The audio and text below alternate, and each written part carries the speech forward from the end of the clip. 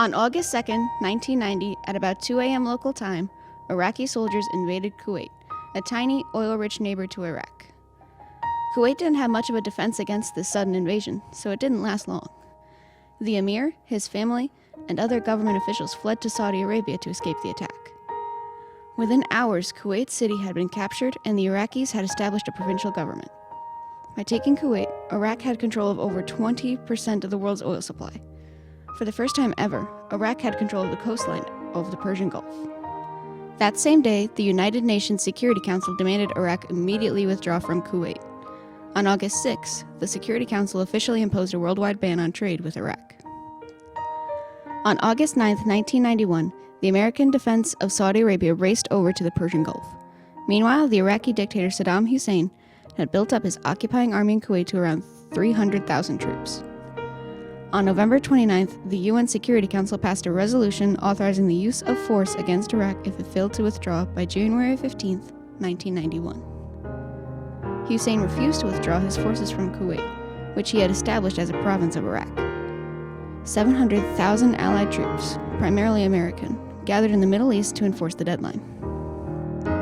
At 4:30 p.m. on January 16, 1991, Operation Desert Storm, the massive U.S.-led offensive against Iraq, began.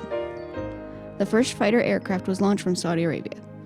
All evening, aircraft from the U.S.-led military coalition pounded targets in and around Baghdad as the world watched the events transpire on television footage transmitted live via satellite from Iraq. Operation Desert Storm was conducted by an international coalition under the supreme command of U.S. General Norman Swykoff and featured forces from 32 nations, including Britain, Egypt, France, Saudi Arabia, and Kuwait. During the next 6 weeks, the Allied forces engaged in an intensive air war against Iraq's military and civil infrastructure. They encountered little effective resistance from the Iraq Air Force or air defenses. Hussein's last report was launching Scud missile attacks against Israel and Saudi Arabia. Saddam hoped that the missile attacks would provoke Israel to enter the conflict, thus dissolving Arab support of the war. On February 24th, a massive coalition ground defense began, and Iraq's poorly supplied armed forces were rapidly overwhelmed. By the end of the day, the Iraqi army had effectively folded.